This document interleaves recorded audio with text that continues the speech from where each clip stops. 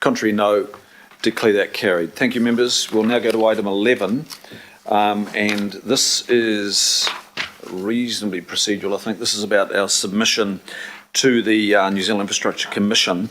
And the motion's on the screen there. This is the delegated authority. I think it's reasonably straightforward. Members, we will be making sure, as usual, that the submission is circulated amongst all the members of this committee prior to those that have the delegated authority signing it off and having our staff lodge it.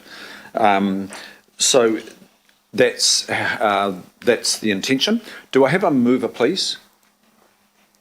I move. Can I take the move? Can I take a second, please? Councillor Bartley, thank you. It's moved and seconded.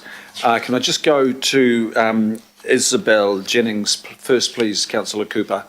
And then we will, I think we just need a short introduction, Isabel. Thank you.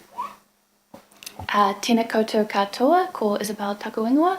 As Councillor Darby has just introduced, we are here seeking delegation. So the New Zealand Infrastructure Commission, Te Wāhanga, has released a consultation document, which is basically their 30-year infrastructure strategy. So Te Wāhanga is an autonomous Crown entity. They're relatively new. They have an independent board and were formed towards the end of 2019. Their key function is to produce a 30-year infrastructure strategy, which is going to replace the government's current 30-year plan. That strategy is due to be presented to the Minister for Infrastructure in September this year. The strategy is currently out for consultation and it closes on the 24th of June. So the strategy proposes a vision along with 3 action areas and a set of proposed priorities. Some of those priorities include governance reforms, pricing mechanisms, supporting housing supply, and also supporting zero carbon economy, and also mentions a digital future. In terms of where we're at in the process, we don't currently have a draft submission yet. We are collating views from across council and CCOs and also drawing on existing agreed positions. In terms of next steps, we do plan to have this submission drafted by end of next week, the 11th of June, which Chris has also said we will then be circulating. So I think that's probably about it. Thank you.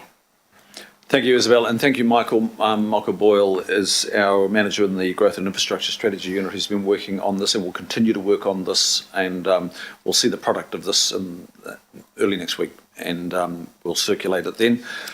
Question from Councillor Cooper, please.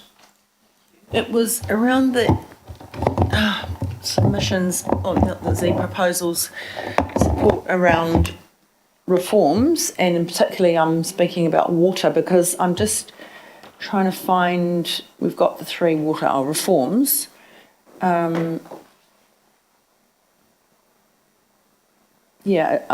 just trying to quickly look at what our response, because we haven't made a decision, so I don't want us preempting what we would think. It's number 24 in the submission, reform of health, disability, 3 waters, drinking water, stormwater.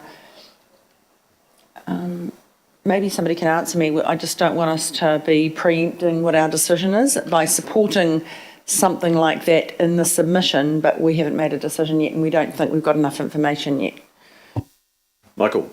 Sure, through you, Chair. I understand there's a workshop on the 9th of June to discuss this further, so we'd be looking to see how that workshop goes or any direction from that workshop to inform the submission. Talk about the funding in there, but just okay. Thank you. Nothing in the submission would be remotely contradicting the position, or we may not even have a position per se at that point, but nothing would lend towards saying anything that was remotely not the view of the council at that time. I assure you. Thank you, Councillor Cooper. It's moved and seconded. All those in favour say aye. Aye.